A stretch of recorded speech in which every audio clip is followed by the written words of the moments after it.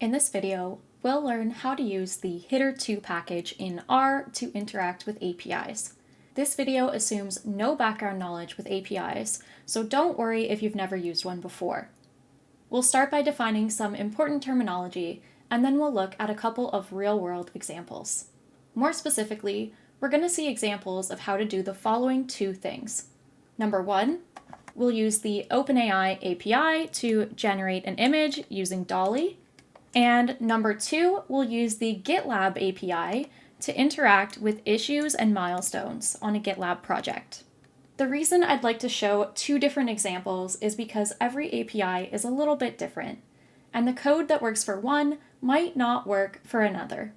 Hopefully by going over a couple of different examples, it'll make this video more broadly applicable. My name is Melissa Van Bussel, and I make videos about R programming and data science. If this video was helpful for you, please be sure to subscribe to my channel, since this helps me make more videos like this one. Before we get into the specifics, I want to mention that I don't recommend using the API directly like this to access the OpenAI API using R.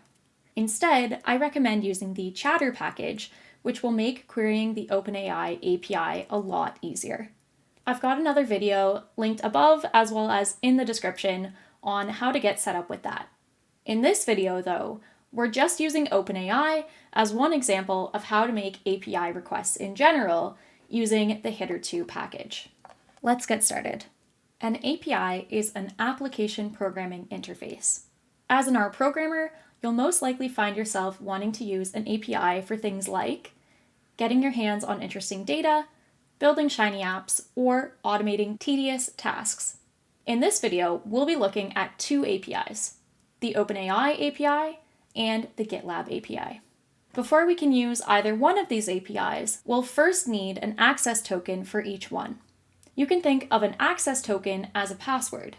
When you make an API request, your access token is used to authenticate you as a user. If you think of the API like a house, then the access token is like a secret password that you would tell to the person at the door of the house to let you in. Let's see how we can generate an OpenAI API access token. I usually start by Googling OpenAI API, which will take you to this page, and then you can go ahead and log in. You'll have to create an account if you don't already have one, but I already have one set up with my Gmail. Then on the sidebar, go to API keys and click this button right here that says Create New Secret Key. Remember that this is a password, so never share it publicly anywhere, and also keep in mind that you'll only be able to see the secret key once, which means that you'll want to copy it and then paste it somewhere that you won't lose it. You'll give the key a name and then click Create Secret Key. I should also mention that in order to fully follow along with this video, you'll also need to have either credits for the OpenAI API, or you'll need to have a payment method set up through your account. If you go to usage, you'll be able to keep an eye on how much money you're spending with the OpenAI API, and you can also set a monthly limit to make sure that there's never any surprises. The example in this video will only cost a couple of cents, but I always recommend having this monthly limit just in case. The GitLab examples that we'll do won't cost any money. Once you have your OpenAI API key and you've set up a payment method, you can open up RStudio and then define that access token as a variable. I'll call this access token OpenAI, and then I'm not going to put it here since it's a secret password, but this is where you would copy and paste that key that you just generated. To generate a GitLab access token, log into GitLab and then go to Preferences and then Access Tokens. Click on Add New Token, give the token a name, set an expiration date, and then select the permission levels that make sense for you. In order to follow along with this example, you can just check off the API one and then click on Create Personal Access Token. Same as before, this is a secret password that you'll only be able to see once, so make sure that you copy it to your clipboard and then don't share it with anyone else. Go back to RStudio and you can define the GitLab access token as well. Now that we have our access tokens defined, we're ready to start using the httr2 package. httr2 is an update to a package called hitter, Version 1.0 of this package was actually just released back in November of 2023. So it's a very modern package that makes interacting with APIs in R really easy. It was developed by Hadley Wickham, so you can use the tidyverse syntax that you know and love. Let's load httr2 and the tidyverse. Anytime that you make an API request, it's going to include a base URL that will be the same across all of your requests to that API. It typically takes a form like this, starting with https://, then the name of the website, and it might also include a version number. For OpenAI, the API base URL looks like this, and for GitLab, it looks like this.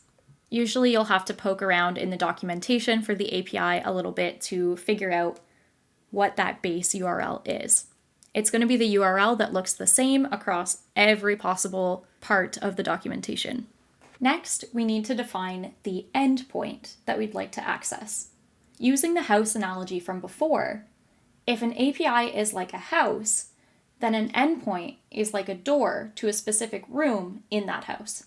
Using the OpenAI API as an example, there are endpoints, or doors, for things like image generation, chat models, transcription, and so on. For this video, the endpoint we'll be using for OpenAI is the images endpoint, and more specifically, we're going to be generating images. For the GitLab API, we'll be using the projects endpoint to access issues and milestones from a specific GitLab project. To do this, we'll also need to specify the project we want to access.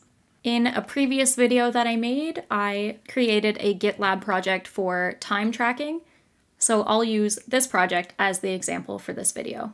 We'll need the project ID, which we can get by going to the project page and then scrolling down and going to settings and then general, and we'll see the project ID right here.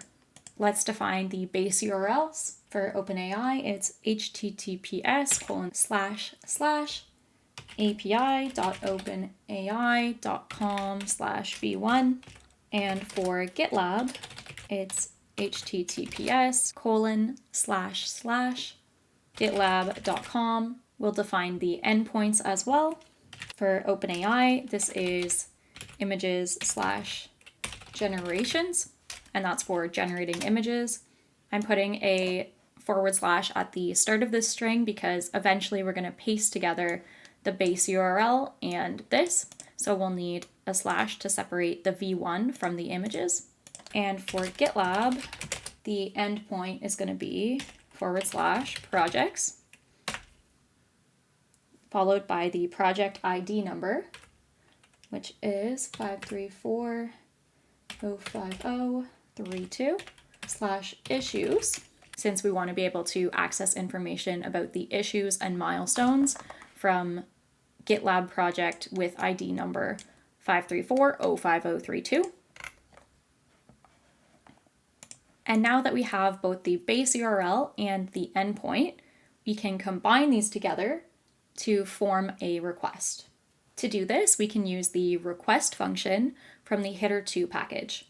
And we're going to paste together the base URL with the endpoint. And I'll repeat that for the GitLab one as well.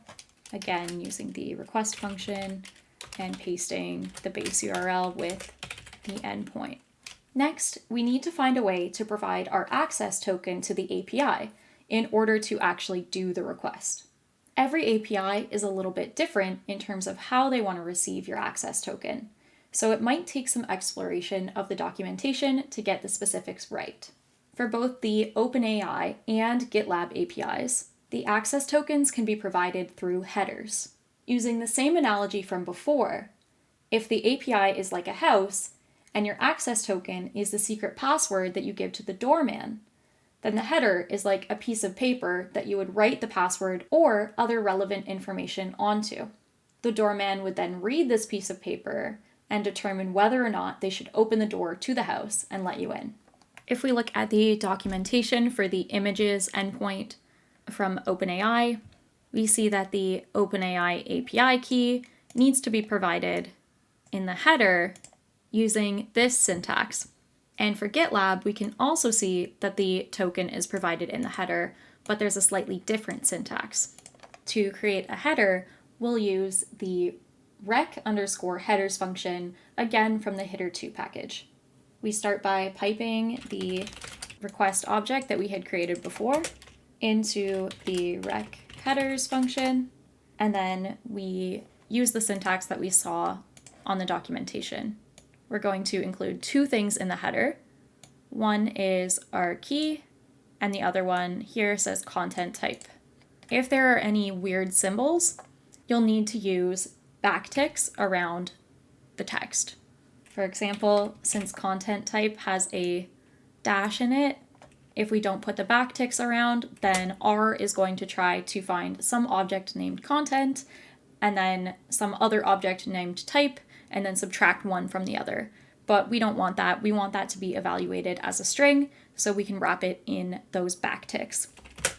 And the content type in the example request that we saw in the documentation said application/JSON.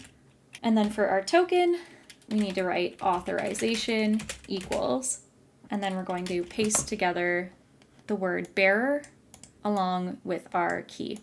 And we already defined our key up here as a variable called access token OpenAPI. We'll do something very similar for the GitLab one. Again, we start by piping the request object that we created earlier, and we pipe that to the rec_headers function. And then we need to use this syntax using backticks. It's private-token in all caps, and then our access token for GitLab that we defined as a variable earlier. Depending on the type of request you're trying to make, your request might already be ready to go. When you're using an API, there are two main types of operations you can do. If you're just looking to retrieve data, then this is known as a GET request. If you need to provide any information to the API, then this is known as a POST request. For the GitLab example, we just want to get all of the data for our project issues, so that's a GET request. But for the OpenAI example, we want to generate an image. And in order to generate the image, we'll need to tell the API what we want to create an image of. Because we'll have to provide information to the API in this case, this one will be a POST request. With POST requests, we need a way to provide this additional information to the API. This is known as the response body. In R, we can use the rec_body.json function from the httr2 package to define the response body. We'll need to pass a list with all of the information that we'd like to provide. For generating images, we'll need to provide the image prompt. Here, I've set the prompt to be a cute baby sea otter, which is the example that's included in the documentation.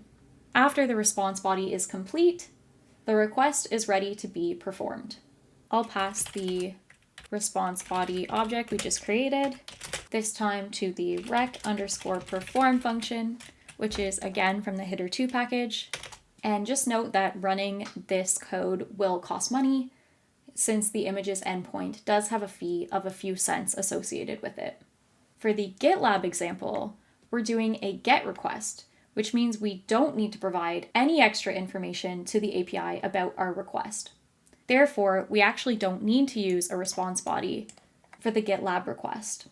And we can just perform that one as is. The GitLab API is free to use, so running this won't cost any money. The very last step is to extract the results from the response. To do that, we pipe the request response object to the resp_body_JSON function. I'll repeat that for the GitLab one as well. And now we can explore the results and see what sort of information was sent back. For the OpenAI one, we can use the $ operator to access the data. And then we're provided with a URL, and this is where our generated image can be found. We can copy that URL and then paste it into a browser, and we have the generated image. For the GitLab one, we have a list, and we can look at things like the titles of milestones. This milestone was called report writing. Or we can also look at individual issues. This one said create final report for MT cars. And if I want to know how much time was spent on that particular issue, then I can look for the time stats and then go to total time spent. And that's in seconds, which corresponds to 6.5 hours. In this video, we learned how to use the httr2 package to make API requests using R. We learned about access tokens, response headers, types of requests, and response bodies. We also looked at a couple of real-world examples. I really hope that you found this video helpful. Thanks so much for watching, and I'll see you next time.